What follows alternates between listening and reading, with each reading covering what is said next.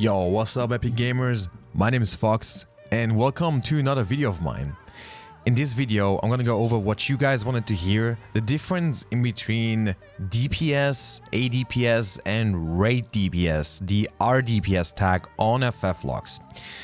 With 5.0, we basically had a new addition on fflogs, which is the rDPS category. A lot of people are like, what is rDPS? How does it compare against all the other metrics that we have? And I'm gonna try my best to explain to you what the difference is.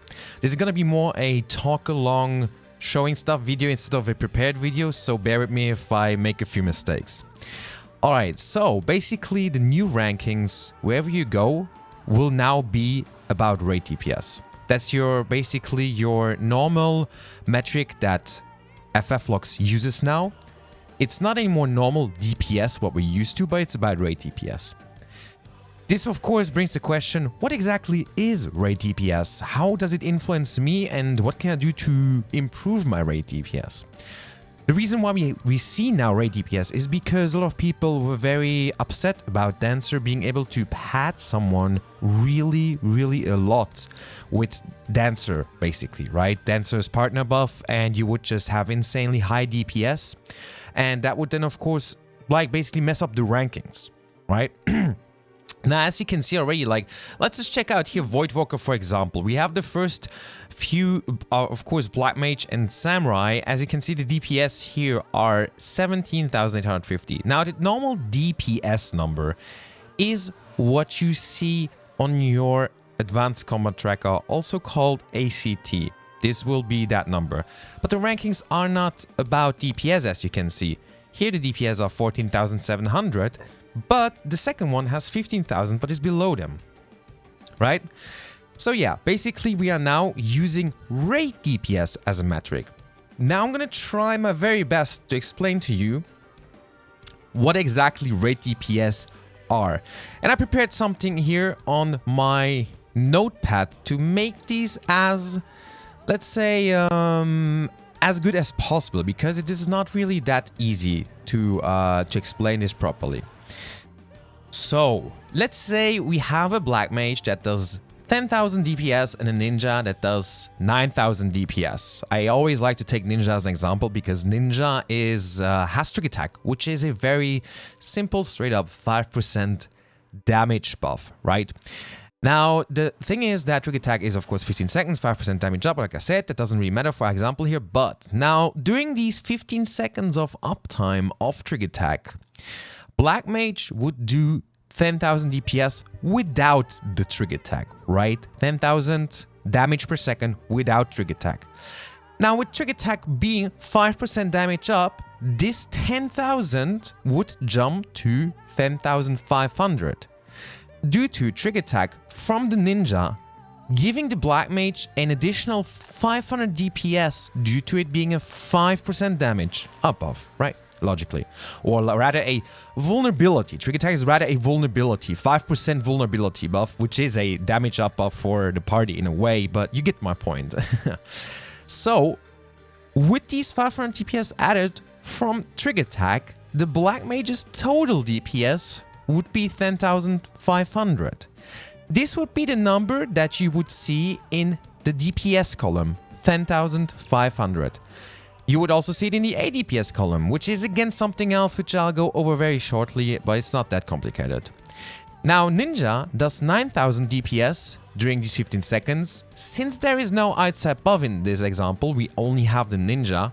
This is gonna be his flat damage. Ninja's DPS will be at 9,000 and will also just be 9,000 ADPS in this case. We're not accounting now basically for this Trick Attack buff because it's his own buff, right? The Ninja has its own buff. It's not accounted for basically. Of course, the Ninja does more damage inside of Trick Attack, but we're going from an example where he does 9,000 DPS with Trick Attack being up already, all right? Now, how does this change rDPS? This is now where the interesting part comes in. The end result and rDPS would be that Black Mage's rDPS would be 10,000 again, even though he had 10,500 DPS due to Trick Attack. The 500 added rate DPS that the Black Mage got from Trigger Tag are going to be attributed to the Ninja. The Ninja will now get a total rate DPS of 9,500 instead of only 9,000, because even though it is technically the Black Mage that did the damage, it's due to the Ninja's Trigger Tag why he did more damage, right? So fflogs goes ahead and calculates all of the buffs, the percentages, etc., and then calculates your rate DPS upon that. To show you a bit more on this, let's first take here all jobs. Let's take Black Mage. Now you will notice that for nearly all of the Black Mages, due to Black Mage having no utility, the DPS column is nearly always higher than the rate DPS column. It should be. There should not be an example where it's the other way around. Let's take a look here. 14,500, 4,400, 900 to... This is an extreme example. 16,100 personal DPS, probably with a Dancer Tether, and 14,300 rate DPS.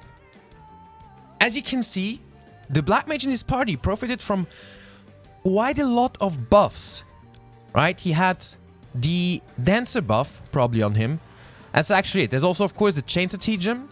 Now we can hover over his rate DPS and see where he lost rate DPS. He lost it from Standard Finish, 759, Devilment, 631, and 222 from Technical Finish, and 144 Chain Strategem.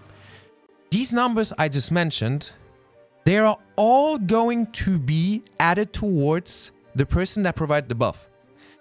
So in this example, the Black Mage lost 1,753 DPS. Now if we take Chain Strategem away, which is 140 DPS, we end him at what?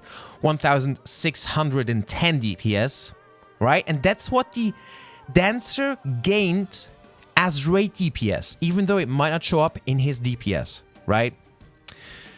So yeah, Black Mages, Samurais, Machinists, they will all have lower rate DPS than they have actual DPS. In 99% of the times, this will be a thing, right? Besides, if you play with double White Mage, double Samurai, double Black Mage, and you have no buffs, then it would be equal. But as soon as there is buff provided, the damage gained from the buff will be attributed to the buff giver, basically. I hope this makes it a bit more clear. We can show you another example, which is basically Dance. Dancer is the hardest buff job in the game right now, so let's take a look at Dancer. Alright, so we're gonna go here. Eden Prime, again, DPS 11,711, and rate DPS 13,000. You can see the huge difference in between the 11,700 and the 13,700, basically, right? Let's click on the log, let's check it out a bit more in detail. There you can see how much DPS the Dancer has given his party. 2,368 is the amount of rate DPS that the party gained from having this Dancer in the group. Right, basically. So even though his personal DPS were low, with only 11,700, his rate DPS were very high with 13,600 due to all the other members making very good use of his buffs, right? So that's how rate DPS works. It has been newly introduced and it's maybe a bit complicated for some people, but I hope this made it a bit more clear. And let me just go really fast over ADPS. ADPS is basically the old DPS, but without single target buffs, right? Without single target buffs. Basically, you take Dancer Tether is out, Devilman is out, Dragoon Tether is out, and Astro cards are not being used for ADPS. So basically, this is to combat the so-called padding. For those of you that just joined in Shadowbringers, you probably don't know what the word padding means. Padding was basically feeding single target buffs to one single person to make the DPS very high. I can give you an example of this because I've done this myself in the past, where we just go for something older. Let me see where, here we go. We go to Stormblood, Alphascape Savage. Here we go. I'm going to go Chaos and I'm going to take my highest lock. Now, basically, what happened in this party, you're going to see that there was a Astro that just gave all the cards to me. I'm going to click on the balance here, and only my name shows up. This Astro decided to not play a single AoE balance, which was the old Astro. I'm sorry, I'm taking a job that was different before, but it's the best job to give you an example of how this worked. And he would play it unoptimally and give me high numbers. So that was the old padding, and basically rDPS and ADPS were brought up because the community was very upset about the way Dancer worked, and they just didn't want to deal with this. So yeah, I hope again that now it is very clear to you what rDPS means. Now you're asking, how can I improve my rDPS? Okay, so the way you can improve rDPS is, number one, play with a good party. rDPS requires you to play with a decent party, right? People that know what they're doing, people that can press their buttons inside of your buffs, etc, etc. Number two, optimal usage of your buffs and not for yourself. This is mostly for red mages that use Embolden selfishly because their combo is about to come up. Right? So you really want to use your buffs optimally so that everyone in the party uses their damage or their highest damage inside of your buffs. That's a very, very interesting concept and kind of still wants you to optimize. But the downside of rDPS is, for example, I can only think of Bard right now. You can also play very selfishly and say, yo, I just give a fuck about my own rDPS, not about the group's rDPS. In that case, for example, a Bard, instead of using Iron Jaws, for example, twice, so basically refreshing his dots twice inside of a buff that someone else applied, he just applies it every 30 seconds flat. Not more, not less. Because using Iron Jaws more than once to refresh your dots, basically, is for Bard a DPS loss. Instead of using it like, let's say he would use it twice within 15 seconds because buffs came up. And if he just wants to play selfishly, he wouldn't do that. Because the damage gained from these buffs will go to the other people and not to the Bard. If that makes sense. It's basically like saying that if it's a DPS loss for yourself to optimize inside of other raid buffs, you can play selfishly and say, yo, I'm not going to do that. Right? That's a possibility. Of course, I do not suggest doing that.